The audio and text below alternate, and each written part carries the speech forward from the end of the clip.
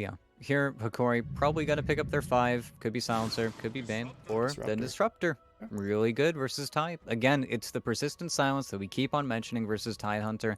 And if teams aren't going to ban it out, then teams are definitely going to scoop it up. At the same time, I think Hustlers are probably going to pick their 5 here, pair it with their carry after seeing the Doom Rubik. That's the easy way for me to gauge what these players are going to go for. Interestingly enough, looking back again at D2 Hustlers bans, not that much of an emphasis on the Hokori carry side. So we're not seeing that Medusa taken out. We only saw the Morphling ban coming from Hokori until the last second there.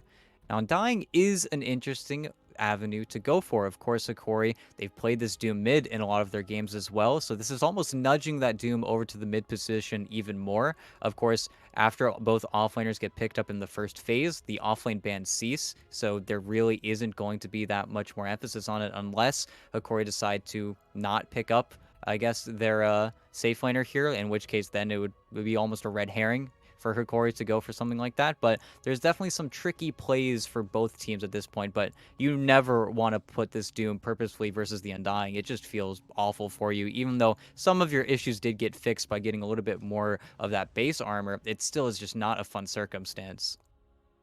You just don't quite have maybe as much in the way of sort of sustainability as you did in prior versions of the hero. In particular, the sort of HP regen getting reduced slash taken away and filled with uh, on his Devour. Without that, you don't really have as much fun against a hero like Undying that's going to hit you up pretty frequently. And meanwhile, for D2 Hustlers, they get themselves the Ember Spirit, so neither side had really paid too much attention to the middle lane there in terms of the ban, so Hustlers get the Ember, and Hokori will respond with the Lina pickup.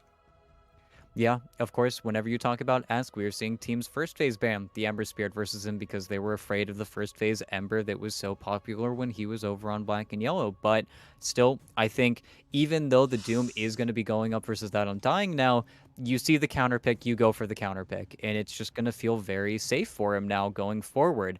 Not just that, Ember versus Disruptor is a much different matchup now. I think before you were able to squeeze out of a lot of situations with Yules, where now I think X Ember is going to be very reliant on getting that BKB early and then finding this backline. It's almost a tempo BKB where if you don't get it fast enough, I feel like you can definitely get shut out of this game.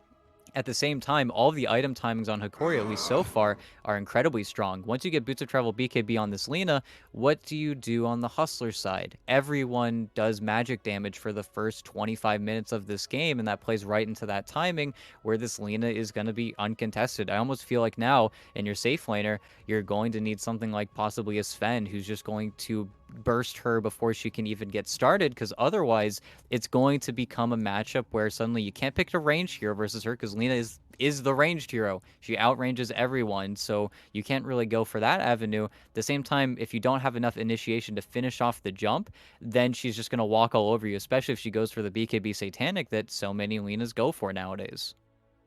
Need someone to hit her hard. As you said, the Sven really does seem like a solid option. You see Hokori actually banned up the Wraith King at the start. That's another hero that maybe kind of fills that role, although obviously with far less popularity. But instead, Hokori will go for the Luna ban. So they leave that door open. We'll see if it's something that D2 Hustlers look into here. It honestly, it feels pretty good, right? Strong farming, high damage. You're going to be able to maybe burst through that Lina, a hero that will not be feeling even in the slightest bit slowed down by a shift into a BKB purchase, but instead they go in for a similar story in terms of just Mhm. high amounts of burst damage with the Phantom Assassin. Yeah, I like it a lot. I think PA has gotten picked more in this tournament than it ever got a chance to at TI for a very good reason. The hero was already in a pretty good spot before, and then just some few number changes and maybe some draft oversights. Of course, TI really became about one thing, and then everybody looked at that one thing over and over again, that being, of course, Tiny and Magnus, so she really didn't get the chance to come into the limelight, but this is a really good PA game. She lanes well versus every single member of the Hokori lineup so far, and that is that jump that you are going to need. Not just that, gives you a lot of safe damage from the trees that you're going to be able to throw onto these heroes that are really just going to be set up by chains. This is a lineup where D2 Hustlers really need to stand far behind their Tidehunter because they are very thin. If they get gone on or if they get initiated on, then Hikori very likely could just run you down. And it's actually Sooths on that Lena. So there we go. One of the questions answered there, as well as an inverse player on Hikori's side. So this is going to be an interesting match, to say the least. Yeah, we do now finally get to see that mystery solved, which Dota's weird. I'm not sure why their tags don't show up in the sidebar, but they're there once they select their heroes. Who knows? But yeah, it is Sooths on the Lena. ADRX on the Bloodseeker. Unfortunately, I'm not familiar with that player other than the fact that he has the inverse tag, but to be fair, Inverse's lineup has sort of had a lot of turnover over the last sort of year or so. But if Hokori are reaching out to him to play position 1 in this event, he's got to be sort of, up to snuff in terms of that skill level. But he is on a position 1 Bloodseeker. We'll see how this one goes. If you can take away the mobility from any of these D2 Hustler heroes, the Ember, the PA, I mean, hell, even someone like the Mirana, then they still do plenty of damage. That part's never going to go away, but without that mobility, maybe you have a little bit more to work with in terms of taking them down quickly. Yeah, and a little bit more pure damage to play versus the Tidehunter in lane, so you're never going to be too upset. But at the same time, it really is going to be a control game. Unfortunately, it is not as dominating as the Void matchup, where as soon as you get Ruptured on Void Spirit, you just kind of cry. But Ember does have the tools in his Remnant being just slightly better to get out of those sticky situations, but that's also where we have another game that is really going to be directed by the vision that your offlaners are providing for you.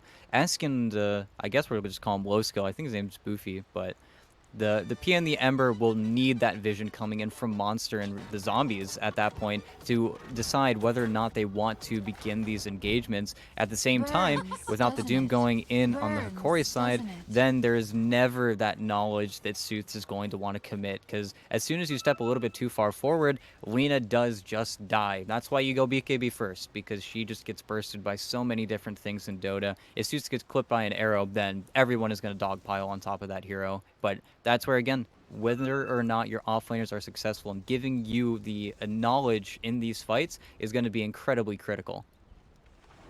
They need so much. They need the lockdown to come into place. They need the vision. They need to be able to keep some of these lower health heroes safe, but well, if it all sort of comes together for them, then lineup is certainly going to be dangerous, and you can never really discount Vitaly. This is always sort of the thing. We've mentioned this repeatedly for this player in particular. It's always one of those situations where we like to see him on sort of more active heroes as opposed to those more farm-heavy ones, because it just feels almost like a waste of his skill set to a certain extent to just sort of sit him in the jungle and farm, and we'll have to see exactly how this Doom plays, how active he chooses to be, because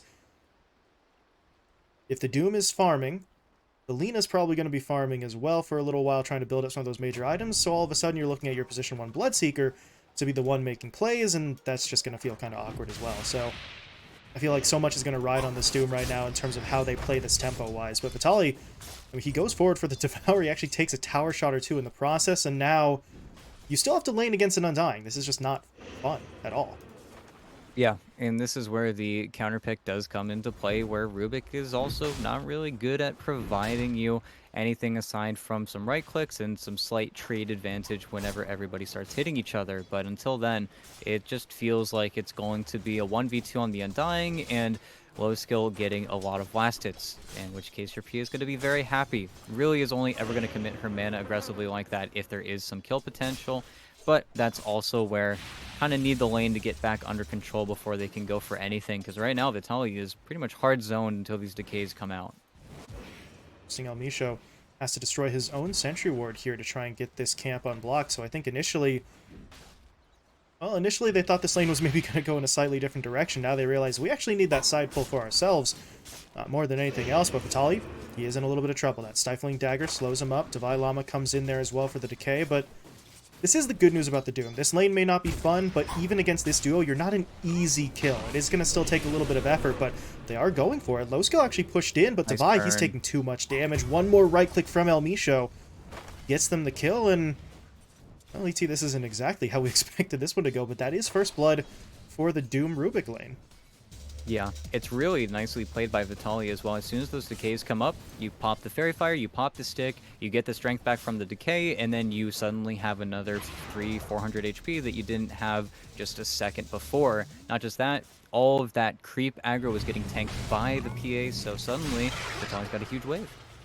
And On up in the top. top lane, yeah, Monster pushing very aggressively forward, but Regardic just sort of turns that one around. That's a nicely placed kinetic field. Flea, he will still get his in there for the kill, but that's a core for a support trade as Monster gets taken down, and between that and First Blood going their way, Hokori's laning situation is taking a nice little step forward here across the first few minutes.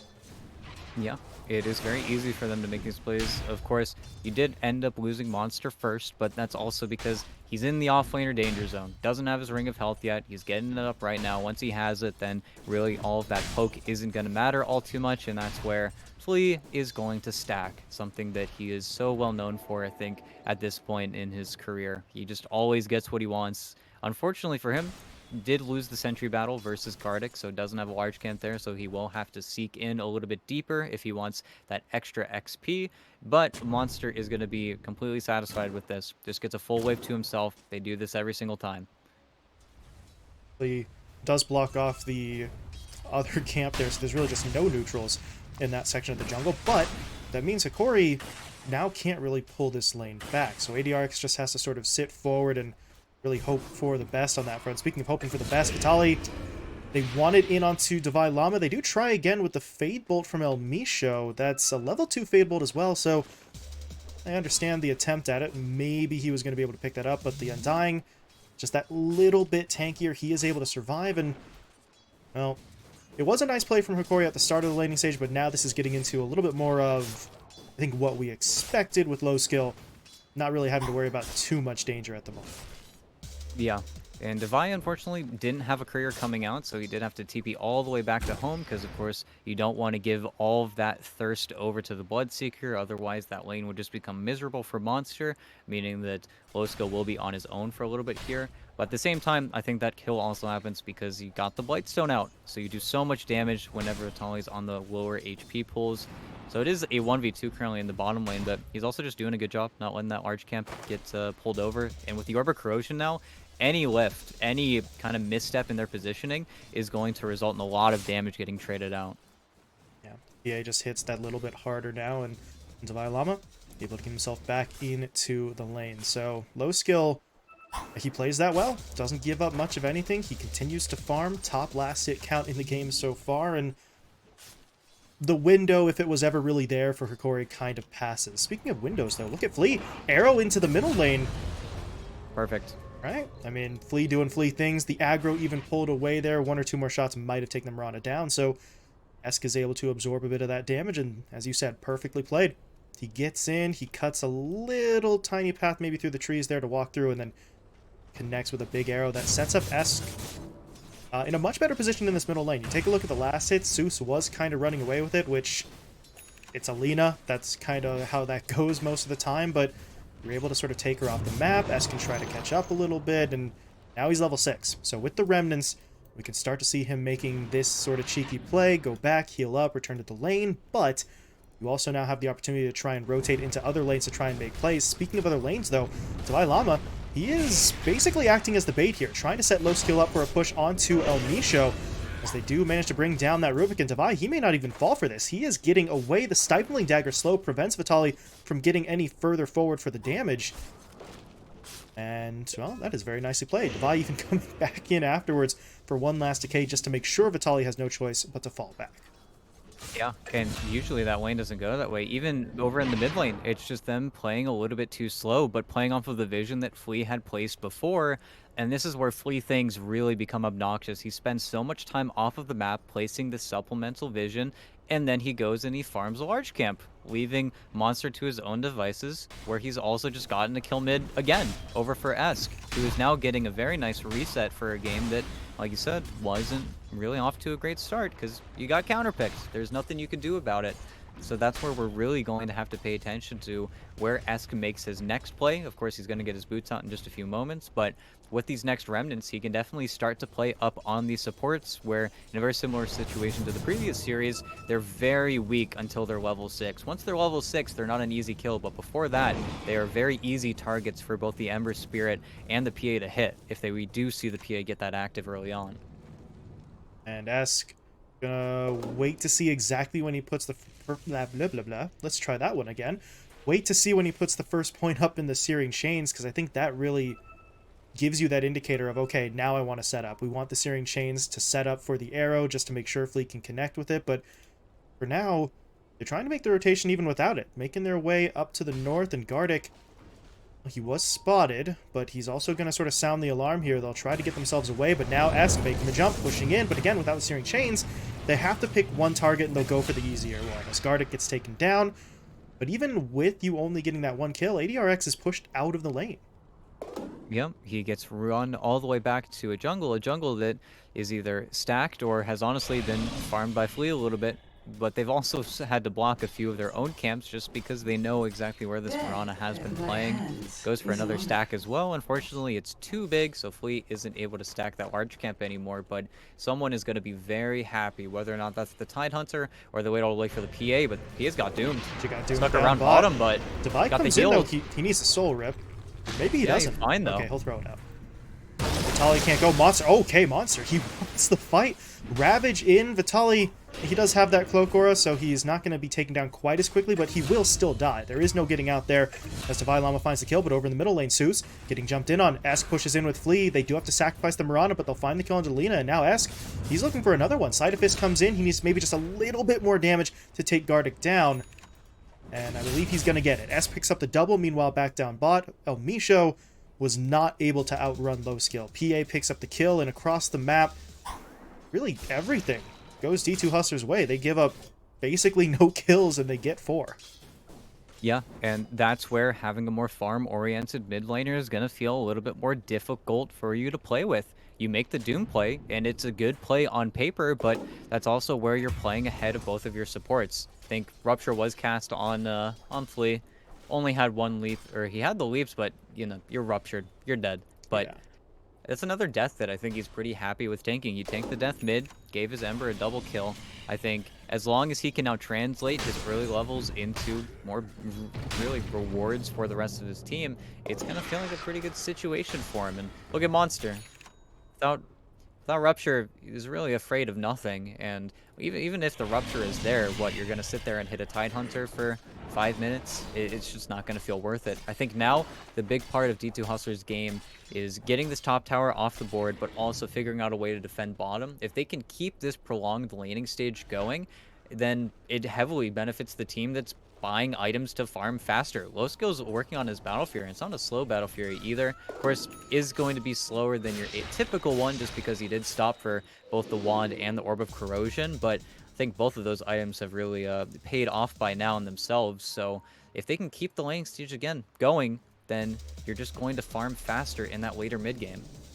And if you look at sort of the other side of that argument, what they're giving up, so to speak, to Hokori, it's ADRX trying to get a Maelstrom. That's certainly going to help him, but that's not exactly a panic-worthy item if you're D2 Hustlers. The Lina, you know that Zeus is going to be coming along slowly as well, so you have that extra time now to try and go for the extra farm. As low skill, oh, he just gave away his position. He is going to get doomed up again, but the reinforcements are here. Divine Llama comes in. Soul Rip is there. Monster waiting on the Ravage. He'll throw it out now.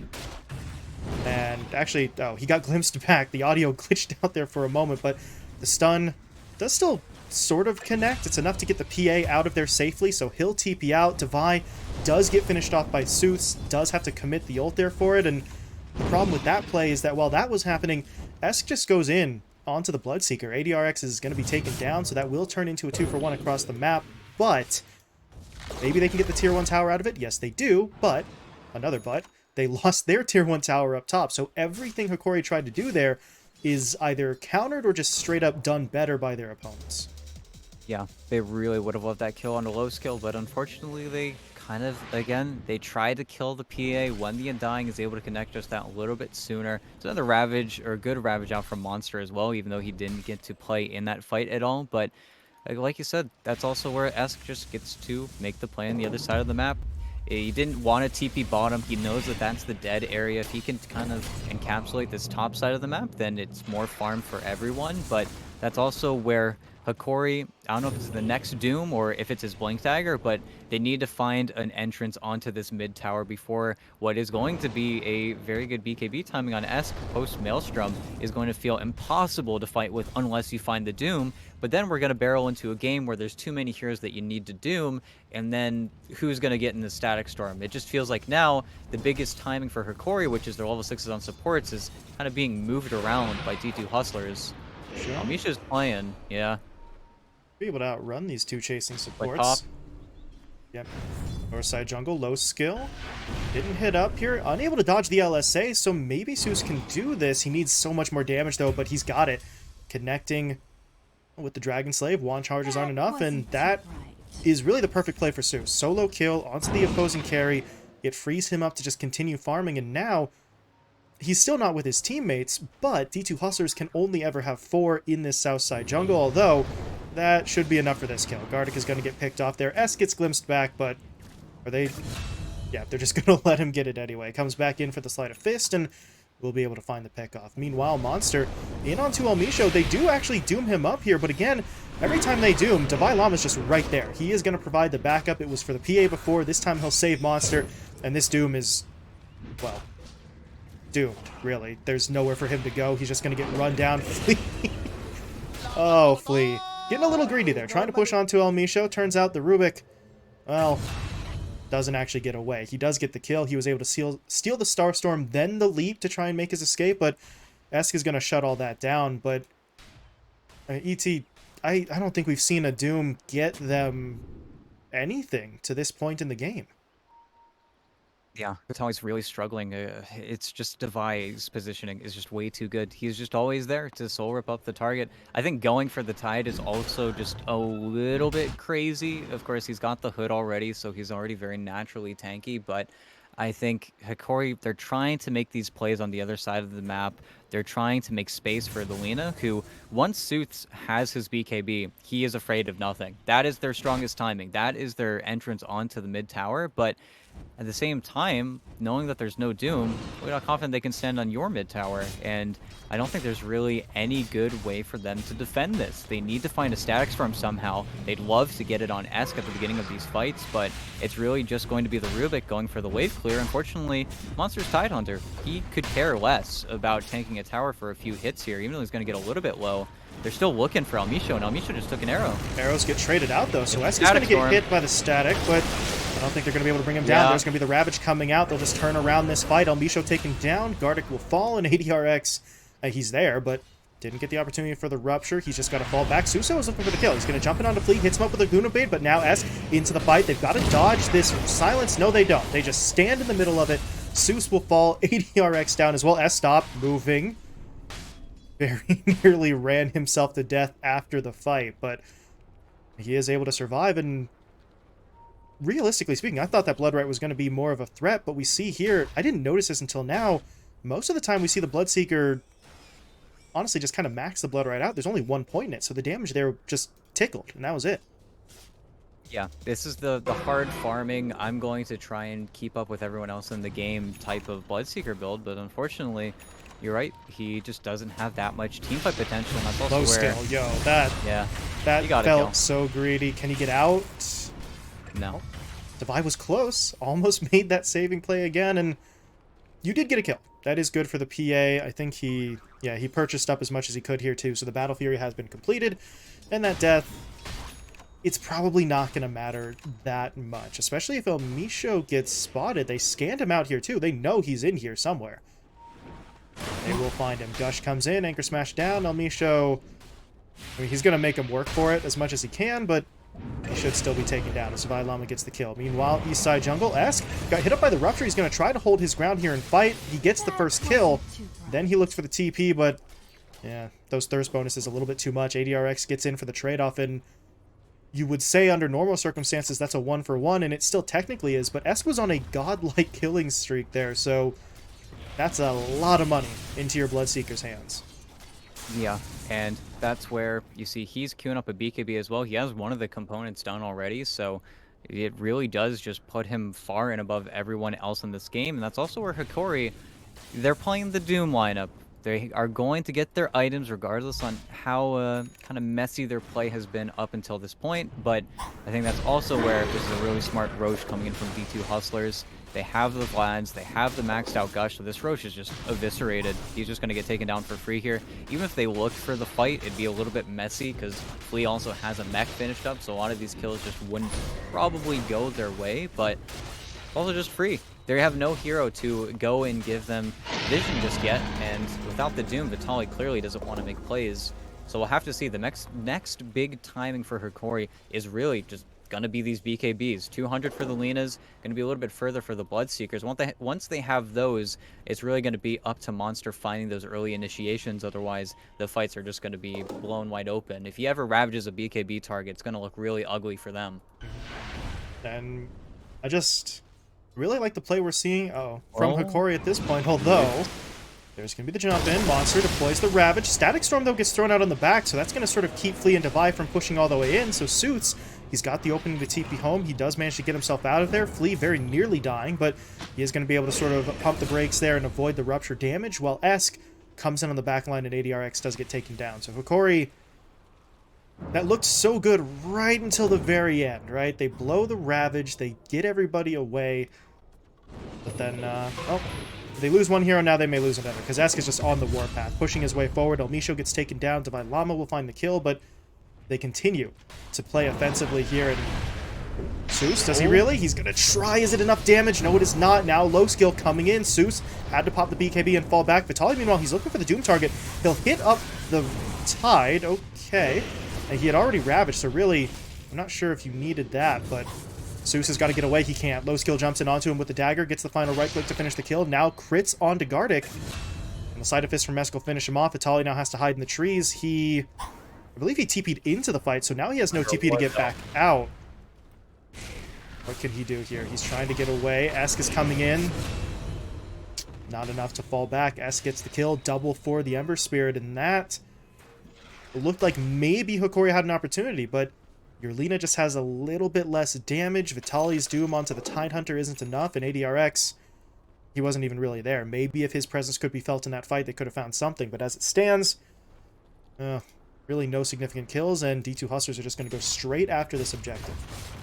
Yeah, and it was incredibly staggered. I like the kill attempts coming in from the Lina. Of course, he has BKB. He knows his position in the game. He knows that he's incredibly strong, but at the same time, you definitely threw away the bag there just a little bit, and now your opponents are just going to take your outpost. They just get to turn all of that and all of the staggered deaths onto another outpost, and Elmisho also, they're just dying across the map. Any possible way out here for him? Not really. He stole the Flame Guard, not going to help him escape. Needed the Remnants, then maybe he could have done something, but that's another kill, and Esk is the one to get it as well. We mentioned he had a godlike streak that was broken earlier on. He is well on his way to sort of reestablishing a nice little chain here at 14-1. I said earlier, he's on the warpath, very much the case, just keeps on racking up the kills. His teammates, meanwhile, they're going after the objectives. Tier 2 top going to be taken as well, and this is where things get a little bit dicey for Hokori. They had been doing a decent job of finding farm, even in the face of some of these losses in these fights, but now you're going to start losing control of the map, and those farming opportunities will be much harder to come by. And this is also where we really haven't seen from Hokori this play with the Disruptor, where you set up in an area, you get wards down, and then you abandon it to try and find glimpse plays. Instead, they're getting chain arrowed, and yeah, there's nothing. And now Gardic as well, and the Ravage onto the Lina before BKB. Suits. BKB comes out now, but it may be too late now. He is trying to fall back. Esk, meanwhile, fighting inside the Static Storm, doesn't really care because he had the BKB, but the physical damage is too much. So Esk will fall, but ADRX taken down as well. Low skill, look at him go into the base. They take down Suits. Gardic, one more hit will finish him. Monster blinks forward. They find that kill. Meanwhile, Elmisho gets finished off by the PA, and it is a full 5-man wipe. Esk for 5. And D2 Hustlers, I mean, they just really seem like they're fully in the driver's seat at this point. Yeah, everything is just going in their favor right now. It really feels like now even damage onto the tier 3 tower at this stage of the game. I mean, there's no buyback on the cores either. If they really wanted, and I guess they are, they're just going to get a free melee, I think. That's really bad for Hokori. They need this BKB on the Bloodseeker, and then they can start to get a little bit more aggressive, and it was a good rupture onto the Ember Spirit, knowing he was out of remnants, but at the same time, there's just no plays being made. Well, that's an arrow. I don't think they can do it. No, no, no. They Okay. can't be calling for the dive. That's a little bit too crazy, but You could at the see for same like, time, all right, glimpse? They low want? skill. Okay. Okay. He is right on in there. He knows his Aegis is expiring, so he's going to try to push for it. And look at the kills he's picking up here. They took down Elmisho first. Gardic is going to be falling here. Suits, well, needed to wait maybe a second or two longer, and then that could have been fantastic. But as it stands, low skill, back up and in thanks to the Aegis, and Hokori, you just got to sit in the fountain now. There's not a whole lot to be done, but what can D2 Hustlers do with this? They're pinging out the top lane, so they do have that rotation to make, and it looks like that is going to be the game plan for them, but that does mean Hokori could maybe try to rally the troops here for another go at this, but with what, really? The Laguna already got used, the Doom is down for 2 more minutes, and Monster's just going to blink right on top of Zeus, pushing him back. Vitaly does commit the buyback, however, so he wants into the fight regardless of that ult status, as they do manage to get low skill. They've stunned him up. They need to be able to protect him. Is there going to be a soul rip? I think it did come through. Will it be enough, though? For now, the answer is yes. Low skill falls back, turns around, hits Vitaly with that stifling dagger. Vitaly, he just can't get himself out. He's going to fall. Misho dies as well. ADRX is trying to fight up inside of his base. He did actually manage to take down Esk with the help of Suits, but they just keep on running out of steam here. Suits gets taken down, buys back, TP's in, but TP's into the middle of 4. Low skill takes him down. Wow. And that's it. GG. One last ditch effort from Hokori's Monster. Oh, yeah. Ever so slightly deserved there on that final death, but didn't matter. D2 Hustlers able to get themselves the win, and they just really smashed their way through Hokori's defenses there in those last 1 or 2 fights.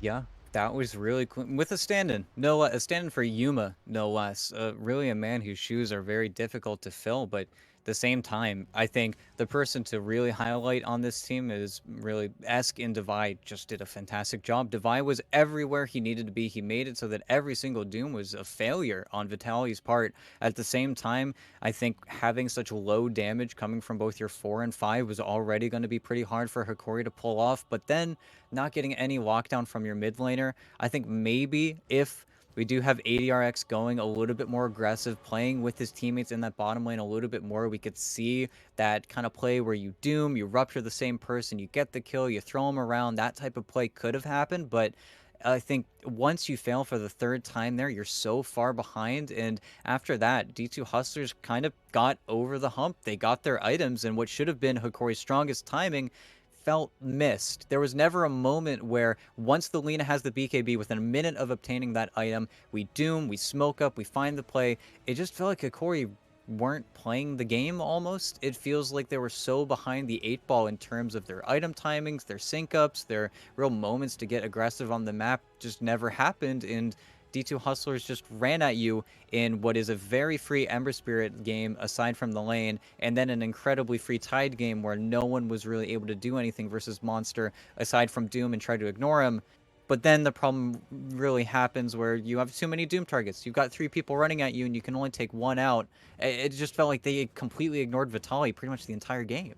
Yeah, and especially important to note here for the T2 Hustler side, they were so exceptionally prepared for Vitaly. You take a look at the items, a Glimmer Cape up on Divide to go along with the Holy Locket. Flea ends the game with the Guardian Greaves. We saw that mech picked up pretty quickly, and Monster had the auras as well with the Vlads, as well as the pipe. So anytime Vitaly does try to go in, the Doom is there for really just the mute. It didn't actually kill anyone. You could take someone out of the fight, but only temporarily, and not to the full extent that you would normally get from that ability. And between that and, as you said, some missed sort of timings and opportunities from Hokori, they just could not really mount any sort of response. So D2 Hustlers, I mean, they play that one out pretty much perfectly. The draft looked a little bit better. The execution was good for them as well. So with that in mind, they do take the first game of this 2-game series, and now You got 1 point on the board. D2 Hustlers would very much like 2. If they could get that 2-0 sweep, I believe that would also tie them up in the win column with this Hokori lineup as well. So we'll see really two things: what adjustments we see from these two teams, and whether they get some of their regular players back. So neither side was playing with the full roster. Maybe that had a little bit of an impact on this game, but we'll see if anybody is able to return for that second match. Game 2 going to be coming up here in just about 5 to 10 minutes. So stick around, and we'll be right back.